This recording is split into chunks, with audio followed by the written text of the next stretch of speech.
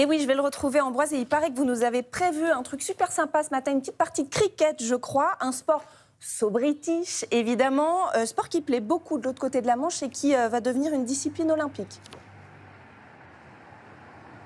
Oui, bonjour Lucie. Alors il faudra attendre un petit peu, ce ne sera pas pour cet été, mais pour les JO de 2028 à Los Angeles.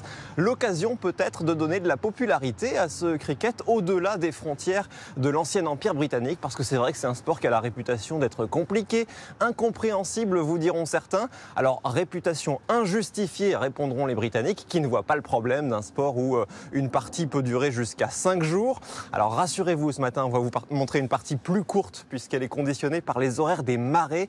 Et pour cause, on vous emmène en Écosse voir le seul club de cricket au monde qui joue sur une plage. Après le beach volley, voici donc le beach cricket. Vous voyez ce reportage de Maëlys Septembre avec Léna Soudre.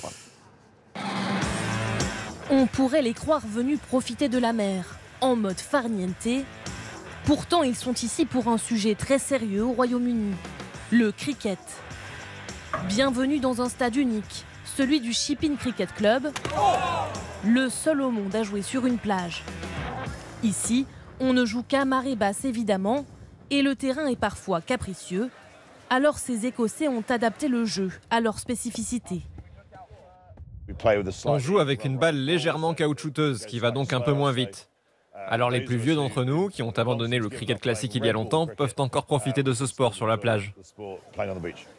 Aux premières loges de ce spectacle, des supporters, un brin amusés, confortablement installés au pub qui fait office de tribune. C'est vraiment très drôle. Je jouais au cricket quand j'étais à l'école, mais là, c'est complètement différent. Et attention à la tête pour les supporters. La tradition ici veut que si un joueur frappe en direction de la terrasse, il gagne son poids en bière. Une motivation qui n'aura pas suffi au club adverse ce jour-là pour gagner le match. Je dirais sans aucun doute que la connaissance du terrain les a avantagés. Si on revient l'année prochaine, et j'espère qu'on reviendra, on saura qu'il faut frapper plus fort et jouer bien droit. La balle spéciale peut avoir des effets trompeurs dans les airs.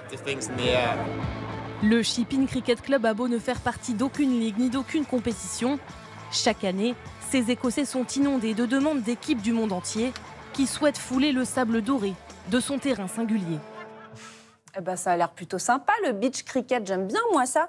Cricket qui par ailleurs n'est pas la seule discipline sportive en Angleterre, je crois. Il y a aussi, et tenez-vous bien à la maison, la course au fromage. C'était hier. Ambroise, c'est quoi exactement? Est-ce que c'est vraiment du sport? Ah oui, c'est même un sport extrême. Alors le principe est simple, vous prenez une meule de 4 kg de fromage local, en l'occurrence un double Gloucester, que vous lancez depuis le haut d'une colline avec une pente inclinée à 100%. Et les compétiteurs se lancent à sa poursuite. Le premier qui arrive en bas de la pente d'une longueur de 180 mètres remporte le fromage. Alors sachez que certains des gagnants iraient même plus vite qu'Usain Bolt, c'est ce qui se dit. Ah oui. Alors néanmoins, ils n'arrivent pas toujours sur leurs deux jambes. Et pour cause, c'est très dangereux. Chaque année, il y a des blessés, il y a régulièrement des fractures, des hospitalisations.